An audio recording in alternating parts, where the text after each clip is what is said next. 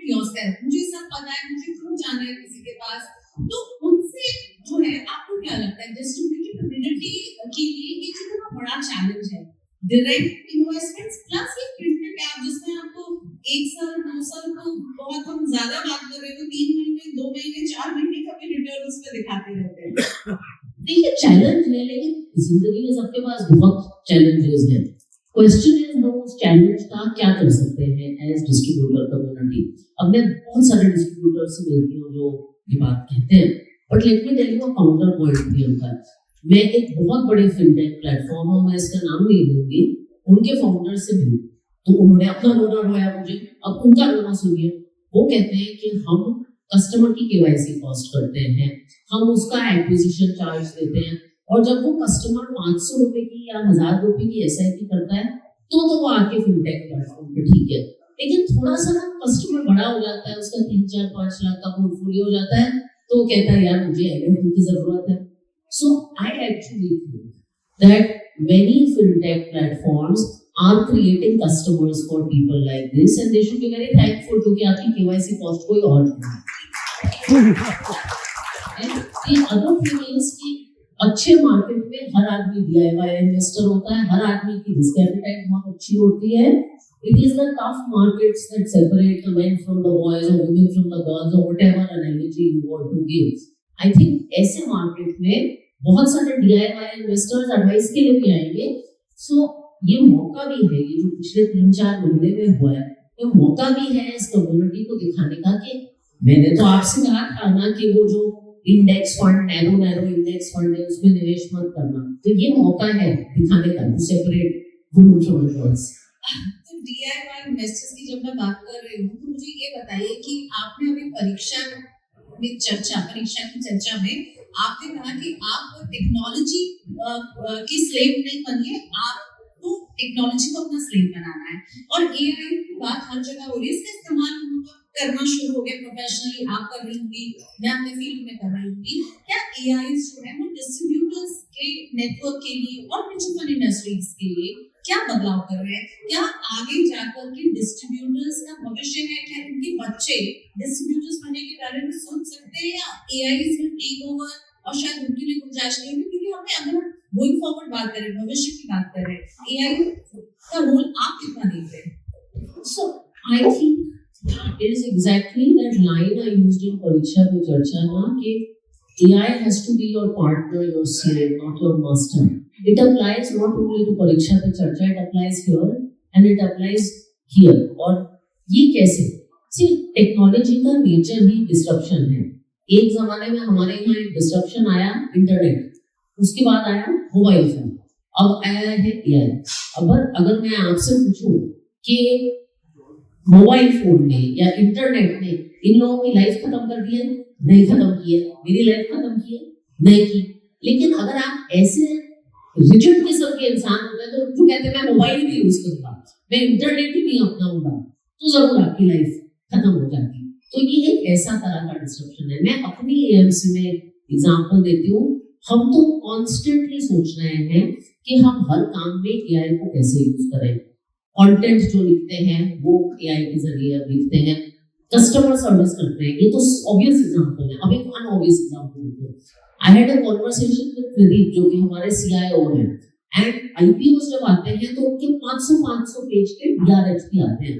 अब ऐसे AI tools आ गए हैं जो DRHP को बेसिक समरी देते हैं। तो वी आर थिंकिंग कि हम AI टूल्स को ऐसे अडॉप्ट करें कि हमारे एनालिस्ट जो है गधा मजदूरी का काम कम करें और एप्लीकेशन का ज्यादा काम करें। And I think that is the challenge to everybody in their business, including distribution business. Actually, आपके business में हमारे business से ज्यादा मायने रखता है। Because I run a small business, क्योंकि inherently लोग कम हैं, हमेशा लोगों की कमी रहती है, resources कम होते हैं, तो आपके लिए तो टेक्नोलॉजी हमसे ज्यादा जरूरी है। And they could integrate and they could make them a friend.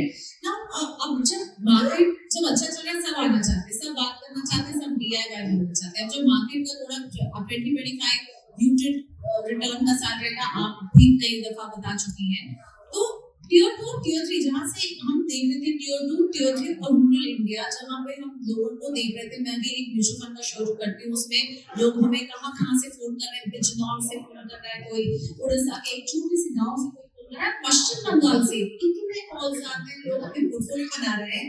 वो हिंदी में मुझसे बात नहीं कर पा रहे, तो हमारे एक जो गेस्ट थे वो बांग्ला बोल सकते थे, तो उनको पूरी एडवाइस मिलती, बड़े खुश हो गए। तो मैं पूछना ये चाह रही हूँ कि ग्रामीण भारत टियर 2 टियर 3 सिटीज, वहां पे आपने देखे कि वहाँ थोड़ा सा अभी लोग पीजी में निवेश नहीं करेंगे, और ऐसा फिक्र आपको सता रही है क्या? आई थिंक न्यूज में ऐसी फिक्र बहुत है, लेकिन मुझे लगता है, एंड वक्त ही बताएगा कौन सही है, आप सही है, हम सही है, कि लोग इवॉल्व कर रहे हैं। मुझे लगता है लोग कहते हैं कि जो युवा हिंदुस्तानी है वो अपना पहला करेक्शन देख रहा है, वो इस करेक्शन में घबरा जाएगा। लेकिन मुझे लगता है आज का युवा, जब मैं यंग थी उसके जैसा नहीं है। वो एक अलग हिंदुस्तान में बड़ा हुआ है, एक अबंडेंट इंडिया में बड़ा हुआ है। शायद उसकी रिस्क एपेटाइट को हम समझ नहीं पा रहे हैं। ऐसा मुझे लगता है कि हम टियर 2 टियर 3 की मैच्योरिटी और एस्पिरेशंस को समझ नहीं पा रहे हैं। आई विल टेल यू, अभी देश की 26,000 करोड़ की एसआईपी हो गई है। प्रियंका, मैंने जब इंडस्ट्री ज्वाइन की थी तो 4,000 की थी। आई एम टेलिंग यू, 2017 कोई फोरकास्ट नहीं कर पा रहा था कि हमारी 25,000 की एसआईपी होगी। ये दूर दूर तक किसी के सपनों में भी नहीं था। So I think time is there for us to tell. एक सीख जो मेरी है, यू नो, ऐसे कॉल्स जब हम सुनते हैं, and it is something for all of us to learn, कि हमारी इंडस्ट्री में बहुत सारे प्रोडक्ट्स आते हैं, कॉम्प्लिकेटेड, सिंपल, एंड उनकी आने की अलग अलग वजह है, हम उनमें जाने नहीं चाहते। लेकिन जहाँ कस्टमर थोड़ा नया है, जहाँ टियर 2 टियर 3 है, दिस कॉन्सेप्ट ऑफ मोर दाल चावल investing in simple things is extremely important. कल किसी ने ट्विटर पे कोई, और आजकल हर आदमी ट्विटर पे स्टेटमेंट डालता है कि यू नो, क्या लोग इंडिया में क्यों 90% तक का पैसा डाल रहे हैं, यू नो, ग्लोबल मार्केट्स बहुत अच्छा कर रहे हैं। एक्चुअली तो यूएस और चाइना ने आउट परफॉर्म किया है। And I made this point कि जितनी कॉम्प्लिकेटेड चीज होगी, जितनी आपसे दूर होगी, जब वो पूरा करेंगे ना, उसे समझने में आपको ज्यादा मुश्किल होगी। सो आई थिंक जहाँ कस्टमर नया है, मोर दाल चावल इज बेटर। तो आपने प्रोडक्ट की बात की, तो स्टॉक सिलेक्शन अभी के बाजार में आपके लिए कितना मुश्किल या आसान होगा? क्योंकि आप लोग भी तो देख रहे हैं कि बाजार में अभी जो वॉलेटिलिटी, वैल्यूएशंस को लेकर के जो चिंता रही, तो आप लोगों के लिए इक्विटी फंड्स की अगर मैं बात करूं, स्टॉक सिलेक्शन क्या होगा? And would you rather, you know, be more on the debt side? क्या अभी डेट में निवेश करने का समय है? आप क्या कहेंगे इस पर? सी, इसमें लोगों की अलग अलग फिलोसफी है ना, और जहाँ तक हमारे लॉन्ग ओनली फंड्स का सवाल है, हम लोग काफी प्रोसेस ओरिएंटेड है, तो हम उन फंड्स में कैश कॉल्स नहीं लेते। हमें लगता है कि जब कस्टमर हमें पैसा देता है, तो अगर उससे 100 रुपए, अगर उसने हमें 100 रुपए दिए, तो वो 100 रुपए मिड कैप में ही डालने हैं, नहीं तो डिस्ट्रीब्यूटर उसे कहेगा भाई आप 70 डालिए। तो वो जो एसेट एलोकेशन का काम है, वो ये लोग करते हैं और अच्छा काम करते हैं। तो हम अपने फंड्स में ज्यादातर इन्वेस्टेड रहते हैं। अब एक चीज जो मैंने देखी है over the last 2 years is being a mutual fund manager, mutual fund CEO is getting increasingly more difficult. एक तो क्या है, मार्केट साइकिल्स छोटी होती जा रही है। पिछले 6 महीने में सेक्टर रोटेशन बहुत अग्रेसिव और बहुत फास्ट हो गया है, एंड आई थिंक आप एक बाय एंड होल्ड अप्रोच भी नहीं रख सकते। तो एक तो निम्बलनेस काफी रही है। दूसरा, आई थिंक आप ये नहीं कह सकते कि मैं सिर्फ वैल्यू करूंगा, मैं सिर्फ ग्रोथ करूंगा। तो हम अपने पोर्टफोलियो में ऐसी भी कंपनी रखते हैं जो शायद हाई मल्टीपल कंपनी हो, लेकिन जो रिजल्ट्स डिलीवर कर रही है, और ऐसी भी कंपनी रखते हैं जो थोड़ी सी वैल्यू ओरिएंटेड है। सो अप्रोचेस की प्रोसेस क्लियर होना चाहिए और एजिलिटी बहुत होनी चाहिए पोर्टफोलियो। तो आपके सीईओ को ज्यादा काम करना पड़ेगा इस तरह का मार्केट? काम भी बहुत करना पड़ेगा, प्लस उनकी if you come to our floor, it looks like a CBI directors floor, क्योंकि इतनी कैमरा और इतनी रिकॉर्डिंग है, प्लस उनका रोज रिपोर्ट कार्ड आता है और वैल्यू रिसर्च का उनकी मैम आती है, तो it is not easy. SEBI और एमफी ये दोनों बहुत ही एक्टिवली काम करते रहे हैं। आपको क्या लगता है कि और क्या किया जाना चाहिए म्यूचुअल फंड इन्वेस्टर्स के लिए, डिस्ट्रीब्यूटर्स के पॉइंट ऑफ व्यू से? सर, इसमें मैं बहुत आंसर्स दे सकती हूँ, बट मैं एक ही आंसर दूंगी जो मैंने सेबी के संवाद फोरम में भी दिया था कि हमारी इंडस्ट्री ने बहुत तरक्की की है, लेकिन आज भी इस देश में सिर्फ 5 करोड़ म्यूचुअल फंड निवेशक हैं। अपर इंडिया में हमने 50% पेनिट्रेशन किया है, मिडिल इनकम में हमने शायद 30% किया है, लोअर इनकम में नॉट इवन 20%। हमारा सपना होना चाहिए जब विकसित भारत आए 50% हिंदुस्तानियों के पास म्यूचुअल फंड हो, 75 crore mutual fund investors, I think हमारा सपना होना चाहिए। और वो सपना कैसे पूरा होगा? वो सपना पूरा होगा जब आप लोगों को कहोगे म्यूचुअल फंड सही नहीं है, सबके लिए सही, तो आप उसको सिंप्लीफाई करोगे। वो सपना तब सच होगा जब आप म्यूचुअल फंड ऑनबोर्डिंग आसान करोगे और जब आप डिस्ट्रीब्यूटर को टियर 4 और टियर 5 में 100-250 रुपए की SIP लाने के लिए इंसेंटिवाइज करोगे, तब वो सपना जाके पूरा होगा। आई थिंक विकसित भारत में जो हमारा हिस्सा है हमें उसे रिकॉग्नाइज करना चाहिए। 75 करोड़ म्यूचुअल फंड इन्वेस्टर्स की तरफ हमारी इंडस्ट्री को बढ़ना चाहिए। तो आप 250 रुपए की सबसे गुरेज नहीं खाते। ज्यादातर इंडस्ट्री के लोग कहते हैं कि उसमें हमारी कॉस्ट बहुत होती है। नहीं, तो अभी नया रेगुलेशन आया है कि उसमें कॉस्ट कम करेंगे, but I think cost is not only one thing. अगर आप देखिए इस देश में दुनिया का सबसे बड़ा फाइनेंशियल इंक्लूजन प्रोग्राम हिंदुस्तान में चला है और बहुत कामयाब हुआ है, जिसे हम कहते हैं जन धन योजना, और उसी से हमें सीखना चाहिए। उसको एक पॉलिटिकल मूवमेंट बनना जरूरी है।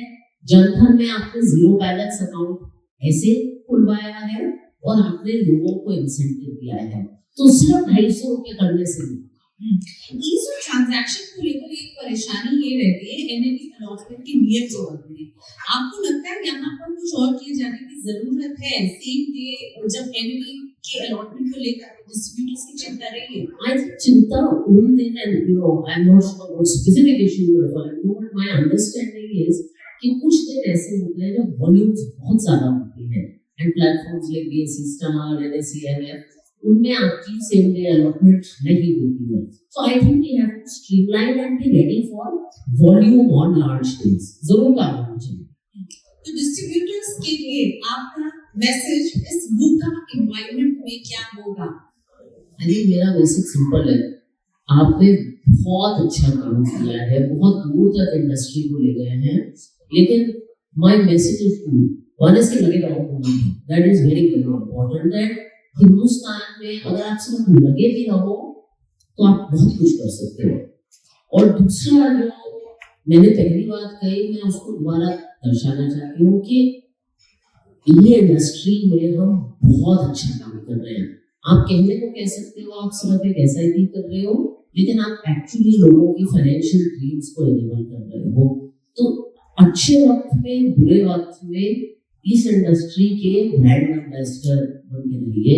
You know there is a beautiful poem of Sahir यानी, and I will just leave you with these 2 lines that ना मुंह छुपा के जियो, ना सर झुका के जियो, ना मुंह छुपा के जियो, ना सर झुका के जियो, सितमगरों की नजर से नजर मिला के जियो। जो इतने लोग आते हैं अपनी इंडस्ट्री को अटैक करते हैं, उनसे नजर मिला के जियो, क्योंकि हम अच्छा काम करते हैं। और अब एक रात कम जियो तो हैरत क्यों, अब एक रात कम जियो तो हैरत क्यों, कि जब तक जियो मशल्ले जलाते जियो। तो जब तक हम इंडस्ट्री में हैं, अच्छा काम करिए और इंडस्ट्री के ब्रांड एम्बेसडर बन के रहिए जैसे आप हैं।